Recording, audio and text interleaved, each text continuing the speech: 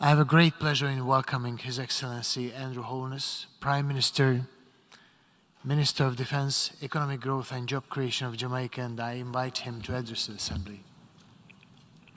Mr. President, I congratulate you on your election to the leadership of this distinguished body. You can be assured of our full commitment to the successful execution of your mandate, including from our position as a Vice President of this session. I also acknowledge your predecessor for his sterling stewardship of the General Assembly during his presidency of hope. This year, Jamaica celebrates 60 years of independence and membership in the UN. We reflect with pride on the significant contributions which Jamaica, a small island developing state, has made to global efforts for peace, development, and human rights, as well as in the field of music, culture, and sports. At home, our Diamond Jubilee of Independence has provided the impetus for us to reignite our nation for greatness.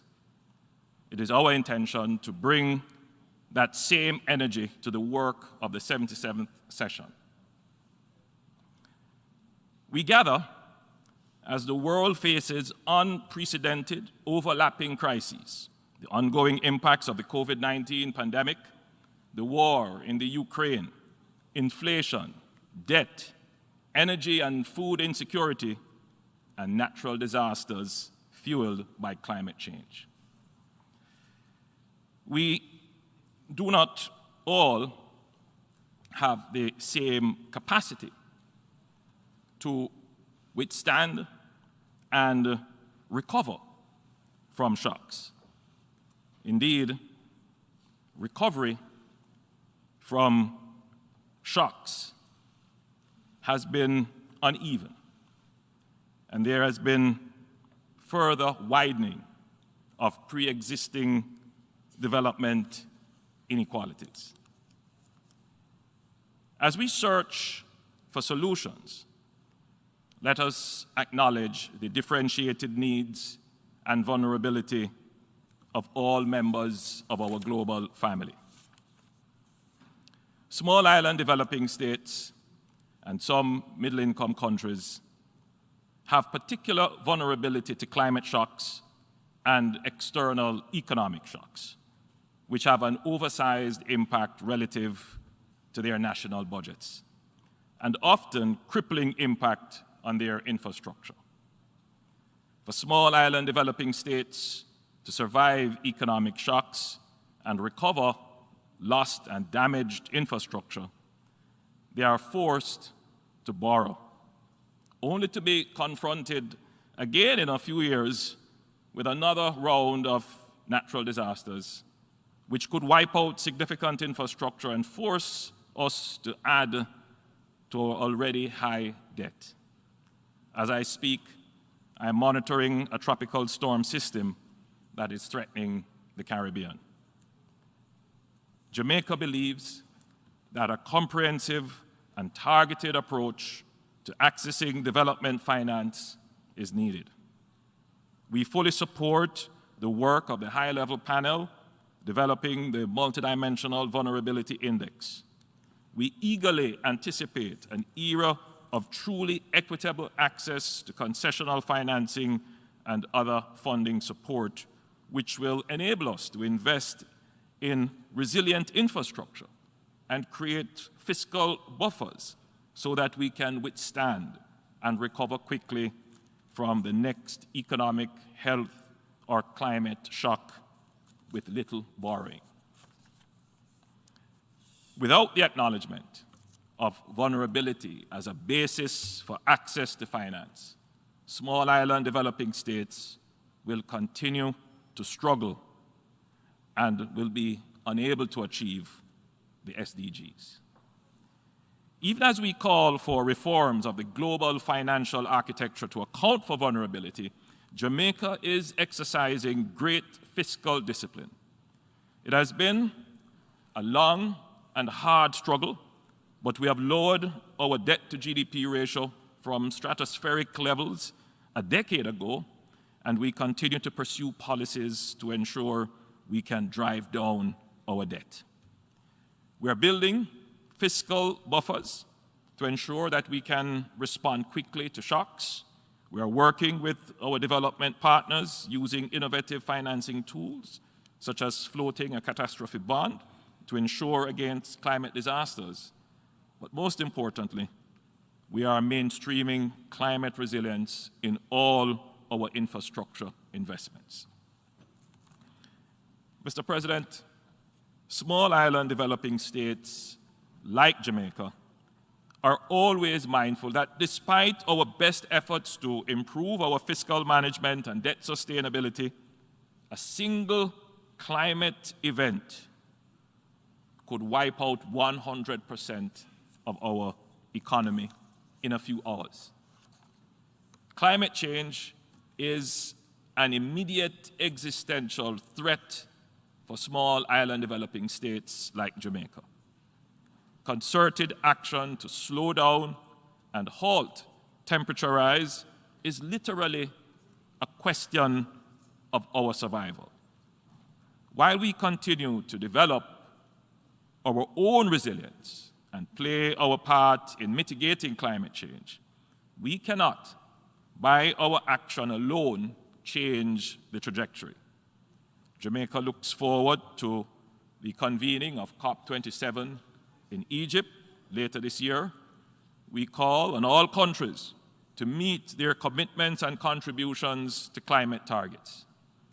And we call on the developed world to increase their commitments and ambitions in climate financing, particularly for adaptation and loss and damage.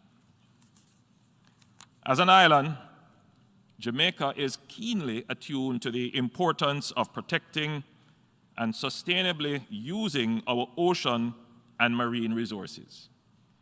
We recognize that urgent action is needed to address the health and sustainability of the oceans. Jamaica joins the global community in celebrating the 40th anniversary of the UN Convention of the Law of the Sea, which opened for adoption in Montego Bay, Jamaica on the 10th of December, 1982. The convention is a testament to the power of multilateralism. As the constitution for the ocean, the convention has yielded immense benefit since its entry into force. Since 1994, Jamaica has welcomed delegates to the International Seabed Authority who have brought to life the important deliberations on the preservation and exploitation of resources of the International Seabed Authority, which forms part of the common heritage of mankind. Mr. President, the pandemic has made clear that major inclusive transformation is required in technology and innovation for developing countries. While all countries suffered during the pandemic, they didn't all suffer equally. A country's economic resilience was often a reflection of how digitally advanced it was. Many countries lag far behind in digital access, penetration, and capability. We must make a priority of bridging the digital divide, both within and between countries, to create a level playing field and to spur transformation of critical sectors of the economy and the society. As the world prepares for an even more digitally engaged future, we must take effective steps to protect cyberspace and its physical infrastructure to ensure that it is safely and securely available to all users across the world. Cybercrimes are an increasing threat, and international cooperation is required to deal with this in a comprehensive manner. Jamaica fully supports the work underway in the UN to elaborate a cybercrime treaty and to work towards guidelines and a framework for cyber security. Mr. President, several countries in Latin America and the Caribbean are facing an epidemic of crime and violence. Since the pandemic and the disruption in education, challenges with mental health are being increasingly expressed in violent ways.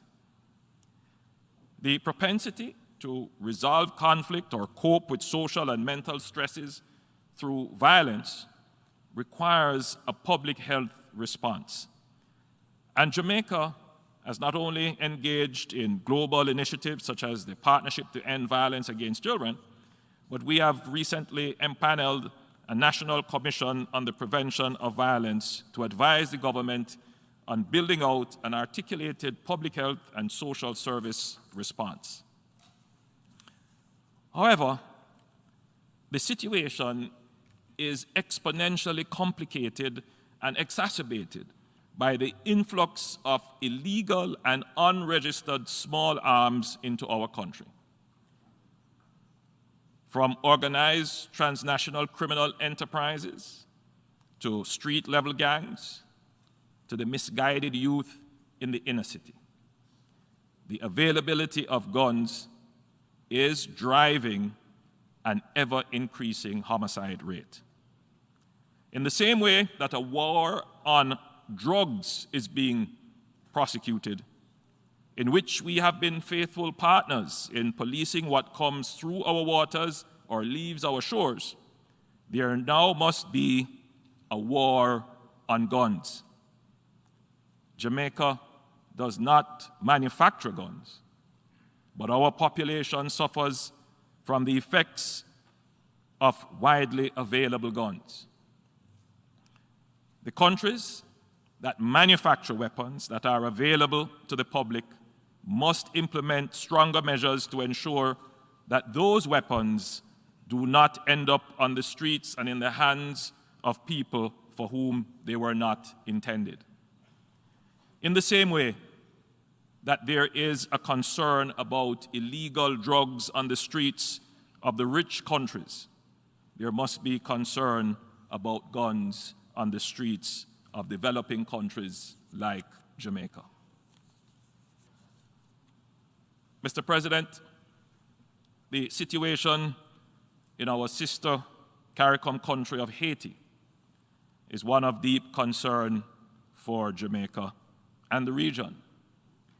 The challenges there, political, economic, environmental, and social, are long-standing challenges, and they present serious obstacles to peace and the dignity of the Haitian people. And indeed, they present challenges for the region, particularly in crime and other security concerns. We support a Haitian-led process to arrive at sustainable solutions to the challenges, and we are committed, together with CARICOM and the international community, to moving beyond just standing with Haiti, to working more closely with Haiti to provide consistent and meaningful support.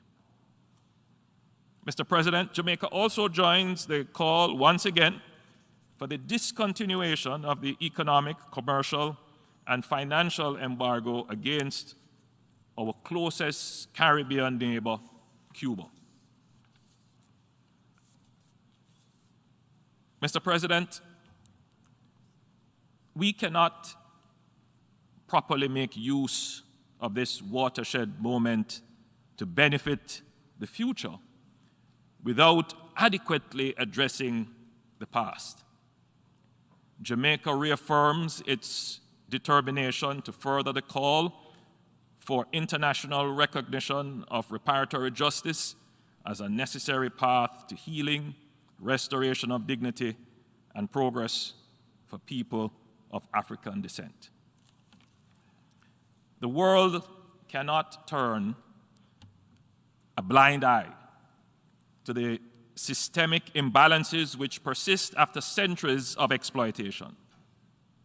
If our moral standards today, on which we claim a higher civilization, acknowledges that actions in the past, which generated wealth for some by depriving others of their freedom, were wrong, then that same moral standard must lead those who benefited from the wrongs of the past and claim a higher civilization today to repair that which their morality now acknowledges to be an injustice.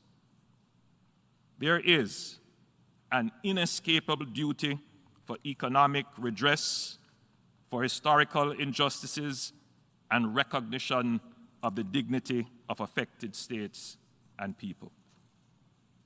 The arc of international morality would not have completed its bend for the peoples of the African diaspora without open and inclusive exchanges on the dispensation of reparatory justice. We recognize the complexities associated with this sensitive issue. Yet, as with all complex global challenges, we must summon the determination to take the bold and creative steps to meet the moment. Mr. President, since attaining independence 60 years ago, multilateralism has been a core principle of Jamaica's foreign policy. It continues to underpin our cooperation with member states and other stakeholders within the United Nations system. Transformative global solutions will only thrive within a robust multilateral framework. The current global political and security environment is cause for great alarm.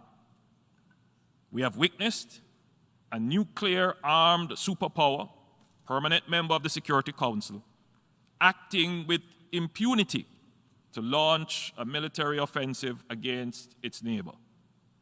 Russia's military incursion in the Ukraine can only be condemned as a flagrant violation of the UN Charter. We must never return to the days when military might is considered right.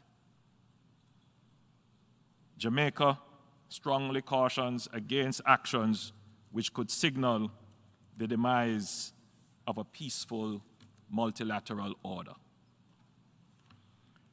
Mr. President, I commend the Secretary General and his team on the initiatives undertaken within his purview to fulfill relevant mandates. For their part, member states must also address long-standing issues of reform and restructuring, including the Security Council. This critical organ must work more transparently and responsibly, be more representative of the world of today, and be more prepared for the world of tomorrow. A rotating seat for small island developing states will ensure that the unique perspectives, challenges, and contributions of small island developing states are permanently available to the Council, improving the quality of its service and work for our people. Mr. President, as a highly tourism-dependent country in the most tourism-dependent region in the world, Jamaica has invested heavily in building resilience in the tourism sector. During the pandemic, we pioneered the introduction of resilient corridors on the island, which served as a focused, protocol-based, and data-driven blueprint for safely reopening the tourism sector. The corridors assisted greatly in fast-tracking the recovery of our tourism sector. We have been engaging countries across the world in our efforts to bolster resilience in global tourism, and Jamaica is proposing the official designation of February 17th annually as Global Tourism Resilience Day. This annual commemoration would serve to encourage a consistent examination of resilience building in the tourism sector in the face of persisting global disruptions to sustainable tourism and sustainable development. We encourage the global community to work with us towards commemorating the first Global Tourism Resilience Day in 2023. In closing, Mr. President, while our current reality presents complex challenges, I believe that the capacity and capabilities exist within this body to overcome our challenges. The gap between challenges we face and solutions which exist or yet to be created is the human will. This assembly is about developing the common global political will to see this as a watershed moment to deploy and accelerate transformative solutions to the interlocking challenges we face. The people of the world are counting on us to lead and work together as one humanity, one love. Jamaica is committed to doing our part in this, our 60th year of membership, and in the years ahead. I thank you. On behalf of the Assembly, I wish to thank the Prime Minister, Minister of Defense, Economic Growth and Job Creation of Jamaica for the statement just made, and I request protocol to escort His Excellency.